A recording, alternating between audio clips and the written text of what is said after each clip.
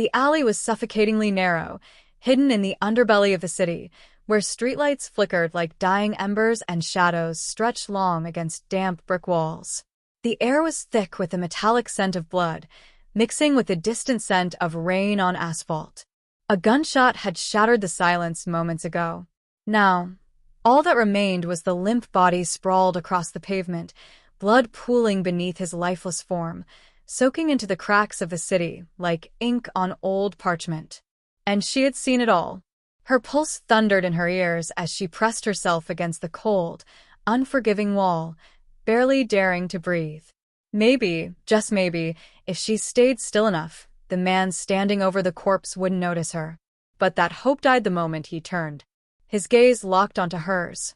Golden eyes, sharp and piercing, glowed under the dim streetlight. There was something predatory about the way he watched her, calculated, unwavering, like a lion observing prey that had stumbled too close.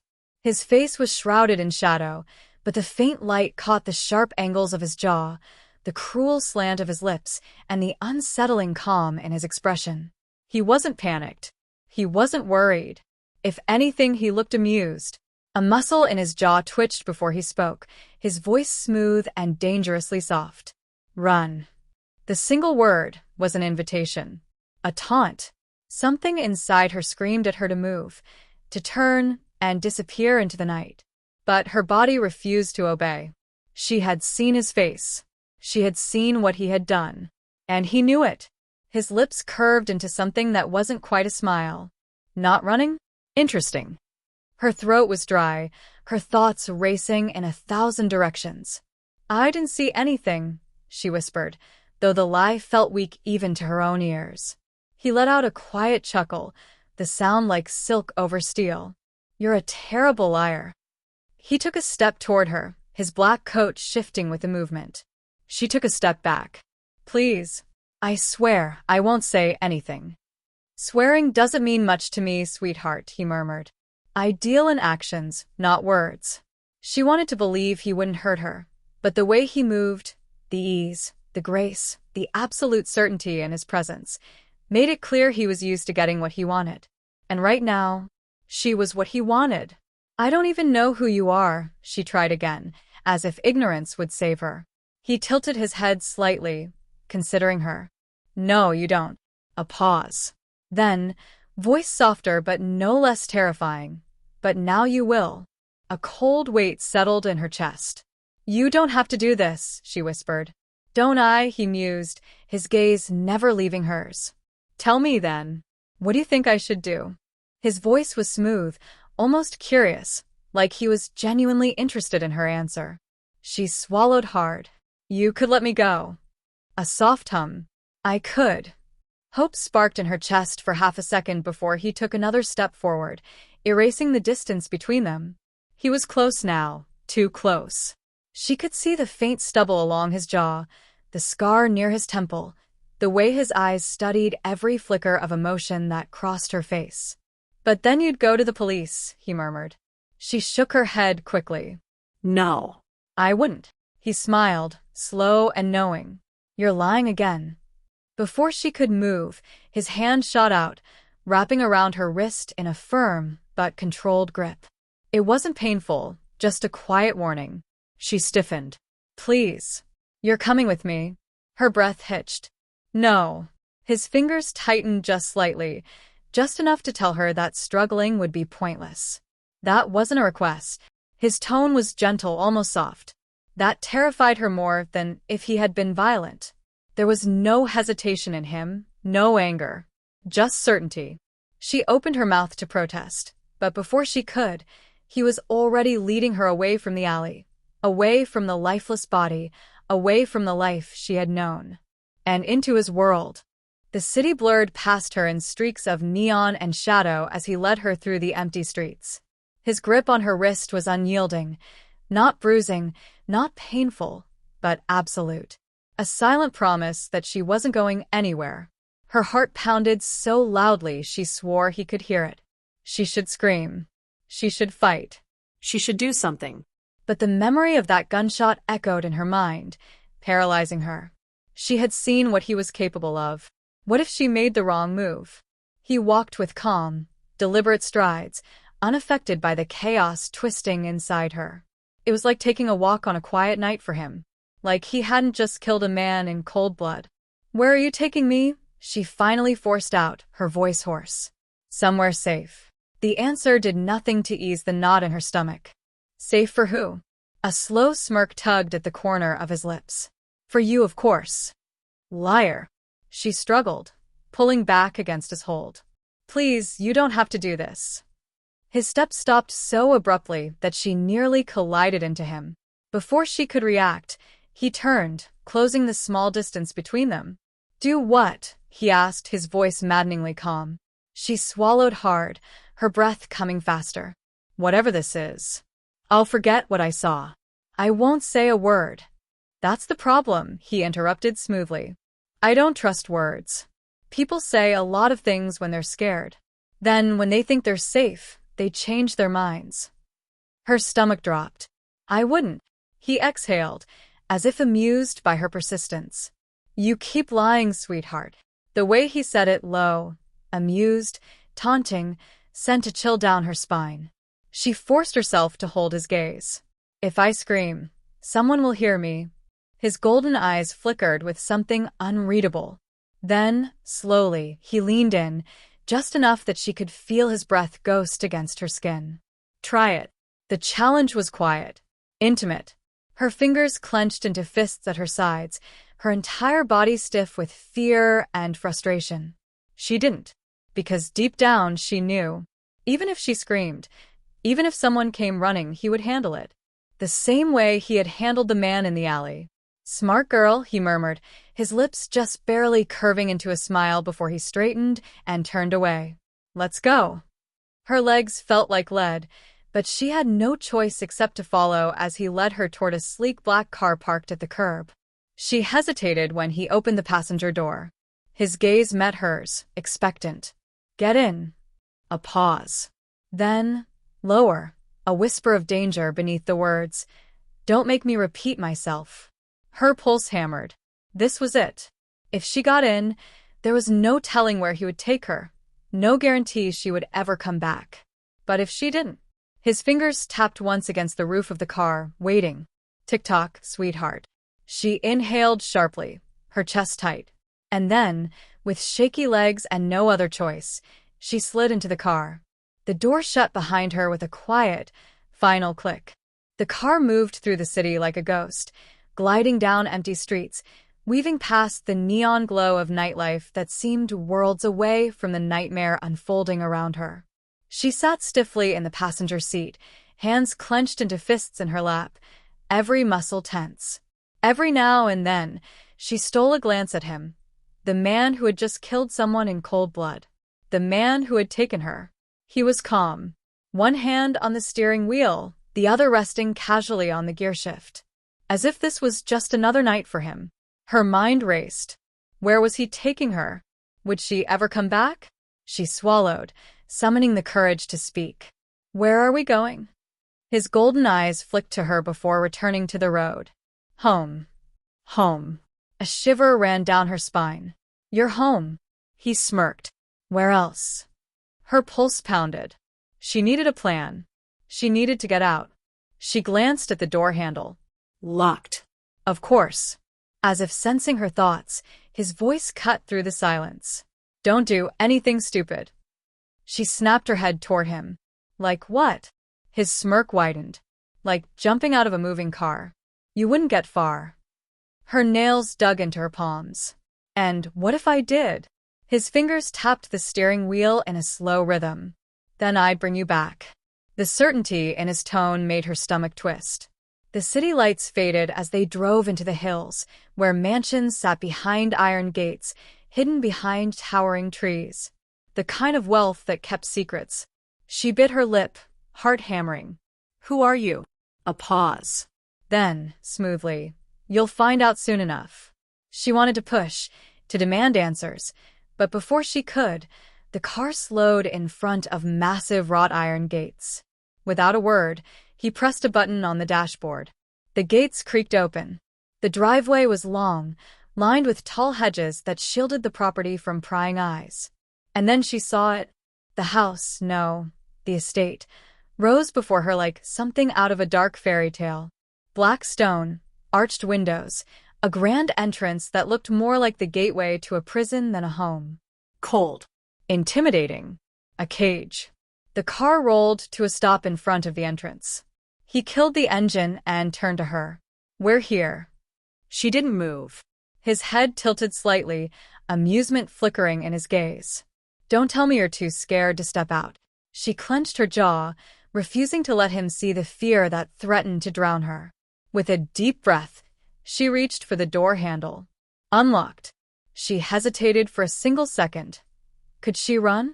But before the thought could fully form, his voice came, soft yet final. "Don't." Her grip on the handle tightened. He sighed. "I'd catch you, sweetheart." Her stomach twisted. He was right. Slowly, she stepped out of the car, her legs unsteady beneath her. The night air was cool against her skin, but it did nothing to ease the heat of panic rising inside her. He rounded the car and stopped beside her, watching her with something unreadable in his gaze. Then, he gestured toward the massive doors. Inside. She didn't move. His smile didn't fade, but his voice dropped a degree colder. Now. Her heart pounded. And then, with no other choice, she stepped into the unknown. The massive doors groaned as they swung open, revealing a grand foyer bathed in low, golden light. The air was cool, carrying the faint scent of expensive cologne and burning wood. The floor beneath her feet was polished marble, dark like onyx, reflecting the glow of a chandelier that dripped with crystals. It was the kind of wealth that didn't need to be flaunted. It simply existed, heavy, undeniable. She hesitated at the threshold, but his presence loomed behind her, leaving her no choice but to step inside. As soon as she crossed the line, the doors shut with a quiet thud. Trapped. Her pulse pounded as she turned to him. "Why am I here?" He studied her, then sighed, as if he found the question exhausting. "Because you saw something you shouldn't have." She swallowed hard. "I told you I won't say anything." He chuckled, shaking his head. "And I told you I don't trust words." Her fingers curled into fists. "You can't just keep me here." His golden eyes met hers, calm and unwavering. "Can't I?" She stiffened. The way he said it, so sure, so effortless, it wasn't a threat. It was fact. Her breathing grew shallow. "So, what happens now?" He took a step closer. Not enough to touch her, but enough to make her feel the heat of his presence. "Now," he murmured, "we find out if you're smart enough to stay alive." A shiver ran down her spine. "What does that mean?" He smirked. "It means I haven't decided what to do with you yet." Her stomach twisted. His gaze flickered past her for a moment. She turned instinctively, only to realize they weren't alone. A man stood near the staircase, watching them with sharp, assessing eyes. He was tall, lean, dressed in a crisp black suit.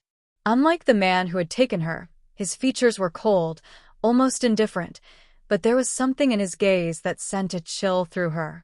He arched a brow. "So, this is her?" Her captor nodded once. She saw everything. The man's gaze flicked to her, scanning her like she was nothing more than a problem to solve. "You should have killed her." Her blood turned to ice. Her captor exhaled, almost lazily. "Maybe." Their eyes met again. "But I didn't." Something unspoken passed between them before the suited man gave a slow nod and turned away, disappearing up the grand staircase without another word. Her hands trembled at her sides. Who was that?" He didn't answer right away. Instead, he studied her, as if deciding just how much to tell her. Then, finally, "My second in command." Her throat tightened. Second in command. The meaning settled like a stone in her stomach. He wasn't just some criminal. He was a leader. A king in a world of shadows. She had fallen into something far bigger, far darker than she had ever imagined. Her breath hitched. "What are you going to do with me?" For a long moment he said nothing. Then, in a voice that was almost gentle, he murmured, "That depends on you." Her heart slammed against her ribs. She needed to get out. Now. His words still lingered in the air. That depends on you. She wasn't going to wait around to find out what that meant. Her captor had turned slightly, as if lost in thought, his sharp gaze fixed on the grand staircase where his second-in-command had disappeared. It was the only opening she needed. Now or never. She spun on her heel and ran. Her bare feet barely made a sound against the cold marble as she sprinted toward the door. She reached for the handle and froze. Locked. Her pulse pounded. Of course, it was locked. Her fingers fumbled desperately, twisting the handle, searching for a bolt, a key, anything. Behind her, a slow chuckle echoed through the vast room. Tisk. A shiver crawled up her spine. That was disappointing. She turned just in time to see him approaching, his movements unhurried, deliberate, like a predator who knew its prey had nowhere to go. Panic surged. Her eyes darted across the room. There, an open hallway leading deeper into the house. She ran. Smart girl. His voice followed her, smooth and lazy, as if he was enjoying this. But you won't get far. She didn't care. She just needed distance. Her lungs burned as she sprinted down the hall, her mind racing. A door. Any door. A window. A way out. She turned a corner and found herself in a dimly lit corridor. Heavy wooden doors lined the walls. Offices? Bedrooms? No time to think. She grabbed the nearest door handle and twisted. Unlocked.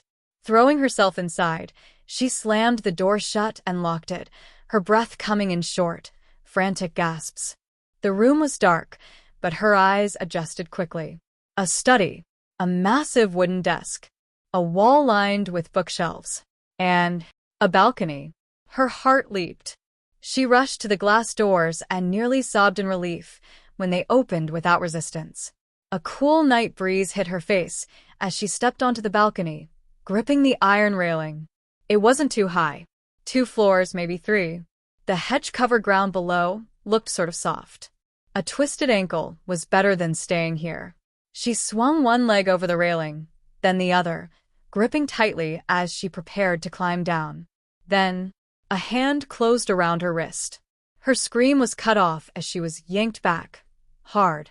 She crashed into a solid chest, arms locking around her waist like steel bands.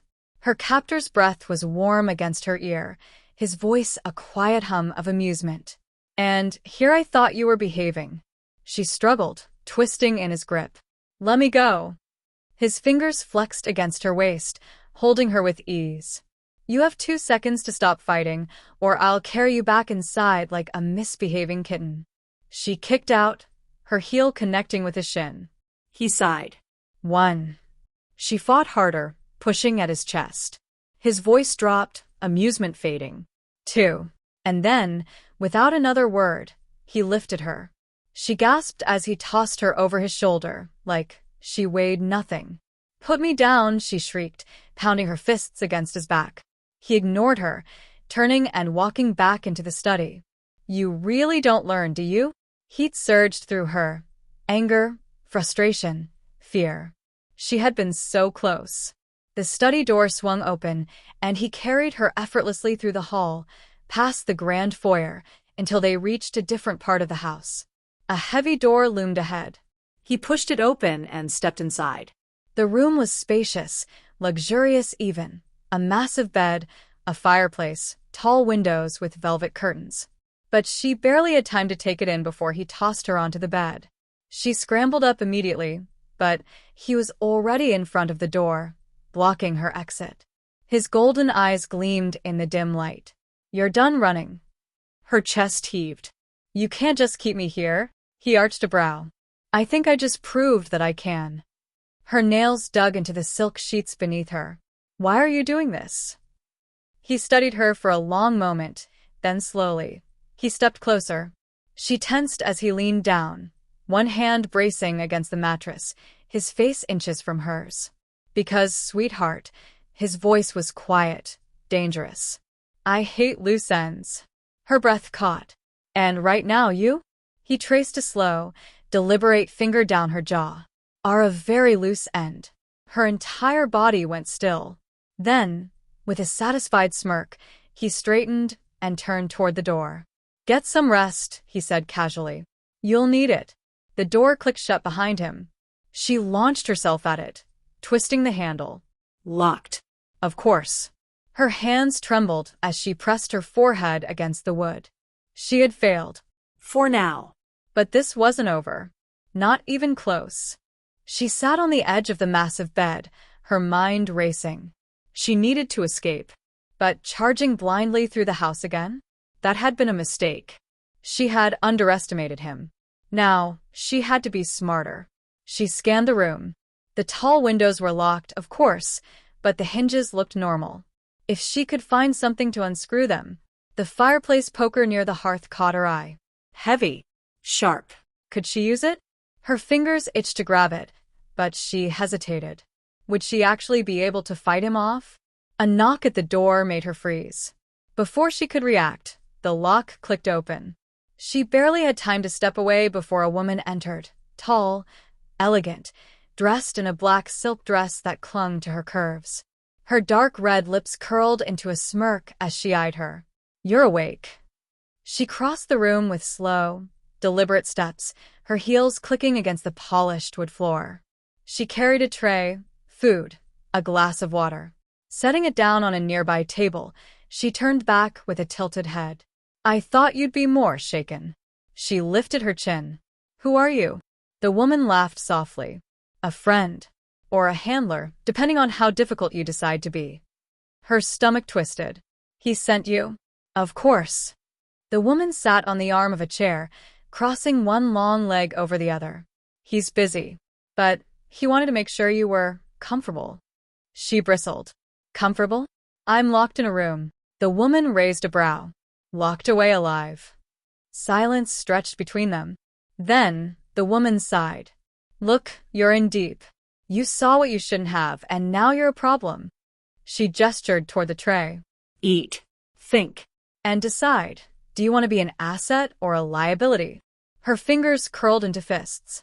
"I want to leave." A slow smile. "That's not an option." Her jaw clenched. The woman stood, brushing imaginary dust from her dress. "I'd make peace with your situation if I were you." With that, she turned, stepping toward the door. "Wait." She glanced back, brow raised. "What does he want from me?" The woman smirked. "Now that," she murmured, "is a question only he can answer." The door clicked shut behind her. She exhaled shakily. No. She would not accept this. If she couldn't escape through brute force, she'd find another way. She'd play along, act smart. And when the moment came, when he let his guard down, she would be ready. The room fell silent after the woman left, but the tension in her chest refused to ease. Her fingers curled into the silk sheets. She was not going to sit here, like a helpless captive. She needed to think. Her captor was powerful, dangerous, smart. He had locked the doors, secured the windows, and posted someone to watch her. But no prison was perfect. There were always cracks. She took a deep breath and got to her feet, forcing her mind to clear. Start small. The bed. She ran her hands along the bedposts. Heavy wood, solid, but the headboard had gaps between the panels. A good hiding spot, not for escape, but for later. If she got something sharp, something useful, she could stash it here. The fireplace. Her gaze shifted to the fireplace poker. A weapon. But she wouldn't stand a chance against him in a fight. Not directly. Instead, she knelt by the fireplace, inspecting the stone lining the hearth. A flicker of hope sparked. One of the stones was loose. She dug her nails into the edge, wiggling it, testing its give. If she had the right tool, she might be able to pry it free. She had no idea what lay behind it, but any hidden space was a potential advantage. The bookshelf. Pushing to her feet, she moved toward the towering bookshelves. Her fingers trailed over the spines. Classic literature, old journals, and a gap. She stilled. One of the books was missing. A small, empty space, just large enough for something important to have been stored there. Someone had taken it recently. Her heart pounded. What was it? A weapon? A clue? She reached out, pressing her fingers into the shelf's back panel. It shifted. A hidden compartment? Before she could investigate further, she heard something. A voice. Muffled, distant, coming from outside the door. She turned quickly, heart hammering, stepping lightly toward the door. She pressed her ear against the wood. A man's voice, low and firm. Then, her captor's voice. The conversation. She barely breathed as she listened. She tried to run. Her stomach twisted. A pause. Then his voice, calm, unreadable. Of course she did. You should have killed her already. Her blood ran cold. Another pause. A sharp exhale. Not yet. What are you waiting for? She's a liability. A long silence. Then no. The other man scoffed. You're getting soft. Soft? She clenched her jaw. Her captor's voice was lower now. Dangerous. Leave it. Footsteps. A door closing. Silence. She exhaled shakily, backing away from the door. He wasn't going to kill her. Yet. But that meant she still had time. Time to figure out why. Time to use whatever was keeping her alive. And most importantly, time to escape. She turned back toward the bookshelf, determination burning in her veins. She would find the cracks in this cage. She just had to be patient. The moment she was sure the hallway had gone silent, she turned back to the bookshelf. Something was there. Something hidden. Her fingers pressed against the slight indentation where the missing book had been. She pushed gently, testing the panel's movement. It gave way with a quiet click. Her breath hitched. A compartment. She reached inside, feeling smooth paper. A folder. She pulled it out, stepping back toward the dim firelight, and flipped it open. Her heart nearly stopped. Her face. Her name. Her life. Inside the folder were photos, her photos. Images of her in everyday life, some taken from a distance. Her leaving work. Walking in the market. Sitting at a cafe. The timestamps in the corners sent a chill down her spine. Some of these were from weeks ago. They had been watching her. There were notes, too. Her name, birth date, family details, everything about her life, written in precise, careful handwriting. Why? Her fingers trembled as she flipped to the last page. A single line stood out, underlined in red ink. Confirm connection before eliminating. Her stomach dropped. Connection? What connection? Her mind spun. She was nobody, just an ordinary woman. She had no ties to criminals, no enemies, no reason for a man like him to. Unless. Her pulse pounded as a terrifying possibility formed in her mind. What if this wasn't random? What if she wasn't just an unlucky witness? What if she had been targeted from the start? A shadow shifted under the door. She barely had time to shove the folder back into the compartment before the lock clicked open. The door swung inward. And there he was. He leaned against the doorway, arms crossed. Golden eyes swept over her, taking in the tension in her shoulders, the way she stood too still. Something in his expression darkened. You found something. It wasn't a question. She swallowed hard. Why were you watching me? He studied her for a long moment, then pushed away from the door, stepping inside. She fought the urge to back away as he moved closer. That, he said softly, is the real question, isn't it? She forced herself to hold his gaze. Answer it. A flicker of amusement crossed his face, but it faded quickly. He reached past her. Her breath caught as he pulled the folder from its hiding place, without even looking, as if he had known exactly where it was. She went rigid as he slowly flipped through the pages, then held one up between them. A photo of her, sitting alone at a cafe. Tell me, he murmured, watching her reaction, why do you think I was watching you? She refused to let him see her fear. I don't know. His head tilted slightly. You don't. No.